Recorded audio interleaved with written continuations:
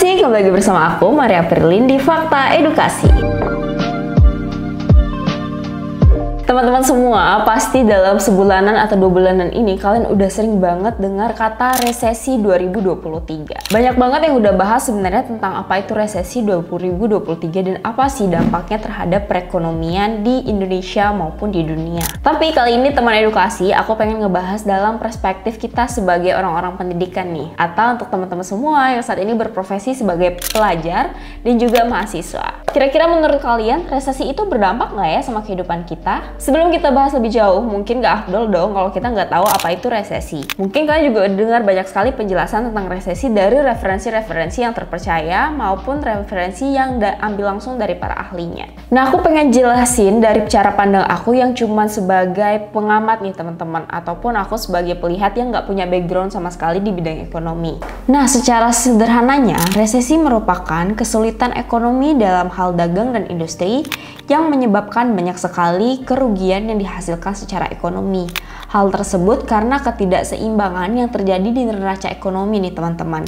Nah, katanya resesi ini dipicu oleh 2 hal nih teman-teman. Yang pertama adalah dampak dari pandemi COVID-19 dan yang kedua adalah dampak dari perang yang saat ini sedang terjadi antara Rusia dan Ukraina. Nah, singkatnya pada saat pandemi kan ekonomi lagi melemah nih teman-teman, di mana banyak banget nih orang-orang yang nggak mau melakukan kegiatan konsumtif karena mereka menjaga dirinya di rumah masing-masing. Hal tersebut bisa berpengaruh terhadap perekonomian negara dong. Nah, jadi pemerintah biasanya membuat 2 kebijakan. Yang pertama adalah menurunkan suku bunga. Nah, dengan menurunnya suku bunga, maka pinjaman itu akan lebih murah teman-teman. Hal tersebutlah menyebabkan peredaran uang di dalam suatu negara itu menjadi sangat banyak. Yang kedua juga banyak bantuan dana yang diberikan oleh pemerintah nih, dengan cara mereka mencetak-cetak uang dan dibagikannya kepada para masyarakatnya. Nah, hal tersebut kan juga seperti yang aku sudah sampaikan, hal tersebut akan menimbulkan banyaknya peredaran uang yang ada. Karena itulah banyak sekali akhirnya orang-orang terpicu untuk membeli sesuatu dan juga menggunakan uang mereka. Nah, ketika pada saat mereka udah banyak beli nih, artinya kan demand-nya naik nih. Nah, pada saat demand-nya naik, otomatis produser ini mikir dong, wah kayaknya bakalan cuan nih, kayaknya bakalan untung nih. Jadi mereka memperbesar produksinya mereka. Padahal ketika uang tersebut udah nggak dikasih lagi nih, udah nggak ada bantuan, maka uang yang beredar itu kan udah sedikit nih. Nah, sedangkan harga itu udah terlanjur naik, produksi udah terlanjur naik. Nah, hal tersebutlah yang membuat demand-nya udah turun, tetapi di sisi lain produksinya udah banyak, udah kebanyakan stok. Nah, hal tersebut yang biasanya akan memicu resesi nih teman-teman. Selain itu juga perang. Kenapa perang? Karena seperti yang kita tahu kan, karena Rusia itu merupakan salah satu negara penghasil minyak terbanyak di dunia. Setidaknya 10% suplai dari minyak kita itu disuplai oleh negara Rusia. Jadi betapa powerfulnya mereka ketika banyak sekali negara yang nge-ban mereka. Intinya akhirnya stok minyak itu menjadi sangat amat mahal atau langka teman-teman. Dan hal tersebut juga akan mempengaruhi perekonomian kita. Nah, mungkin aku nggak bisa bahas banyak karena seperti aku katakan tadi, aku bukan expert di bidang itu, tapi kurang lebih seperti itulah akhirnya terjadi resesi. Nah, ketika resesi tersebut terjadi, otomatis dong ya teman-teman, perekonomian kita akan terganggu. Ketika perekonomian kita terganggu, hal tersebut akan mempengaruhi banyaknya orang yang di PHK. Nah, kalau udah banyak pengangguran, otomatis kriminalitas juga akan semakin tinggi dan sebagainya. Nah, tapi kalian semua jangan takut, karena Sri Mulyani mengatakan, untuk kondisi Indonesia, sejauh ini pemerintah masih memperkirakan sampai akhir tahun ini pertumbuhan masih cukup resilient, terutama ditopang oleh kuartal 3 pada tahun 2022.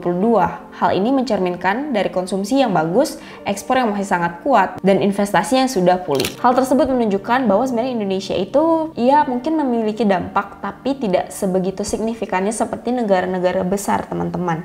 Jadi ya bersyukurnya negara kita sekarang udah kuat nih secara perekonomiannya. Hal tersebut karena pinjaman kita terhadap dolar itu udah rendah banget. Jadi ya bisa dikatakan bahwa Indonesia tidak akan terkena dampak dari resesi 2023 tersebut. Oke, udah cukup kita bahas tentang perkenalan apa itu resesi. Sekarang kita berpikir nih, tadi kan resesi itu mungkin akan berpengaruh terhadap ekonomi kita, meskipun kita nggak pernah tahu nih ke depannya kita akan seperti apa. Tapi mungkin ada tips-tips edukasi yang bisa kita lakukan sebagai kita pelajar dan juga mahasiswa. Yang pertama adalah mempersiapkan diri sebaik mungkin. Teman-teman sebagai pelajar dan juga mahasiswa mahasiswa yang tugasnya adalah belajar, kita patut dong untuk mengapresiasi apa yang udah dikasih sama kita nih dengan cara memanfaatkan itu sebaik-baiknya. Jadi perbanyak pengetahuan kalian, perbanyak ilmu kalian, sehingga kalian bisa menjadi orang yang berkualitas, yang nantinya ketika apapun yang terjadi dalam kehidupan seperti isu perekonomian dan lain-lain itu tidak akan mengganggu kalian, karena dalam artian kalian sudah menjadi orang yang memiliki value yang tidak bisa digantikan oleh orang lain, atau dalam artian ini kalian memiliki value yang sangat mahal yang menyebabkan kalian itu bisa bermanfaat dan berguna di mana aja. Yang kedua adalah cerdas dalam melihat peluang. Teman-teman semua, mungkin resesi ini akan menghantarkan perekonomian yang susah bagi kita semua kan. Tapi jangan bersedih atau berkecil hati. Kalian harus memanfaatkan apa yang ada itu sebagai peluang. Misalkan nih, karena adanya resesi ini mungkin kalian udah mulai menabung dari sekarang. Mungkin hal tersebut bisa kalian lihat sebagai peluang lain. Dengan begitu kan kalian bisa memperkaya diri kalian dengan resource yang lebih murah nih. Kayak misalkan kalian udah mulai mengurangi les kalian yang secara offline, kalian bisa gantiin dengan membiasakan diri kalian untuk mencari ilmu sebanyak mungkin itu dari berbagai sumber yang gratis dan juga terjangkau. Yang ketiga adalah berjuang sebagai generasi yang memiliki mental yang tangguh.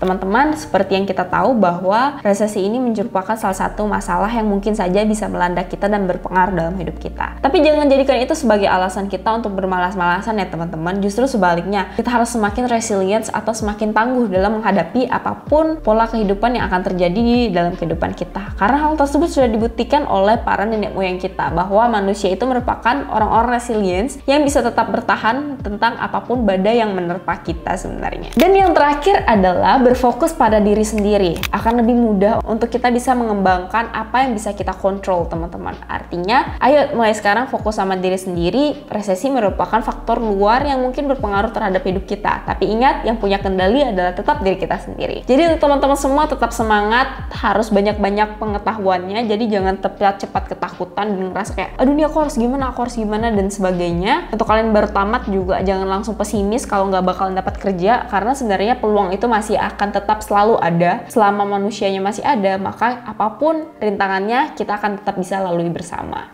Oke, sekian dulu video kali ini. Maaf kalau misalkan banyak kurangnya. Kalian boleh like, comment, and subscribe. Kalian boleh komen juga kira-kira video apa yang bisa kita bikin untuk kita bahas bersama-sama di Fakta Edukasi. Aku Maria Aprilin. Jangan lupa like, comment, and subscribe video ini dan juga share ke teman-teman kalian. Dan kita ketemu lagi di video selanjutnya. Bye!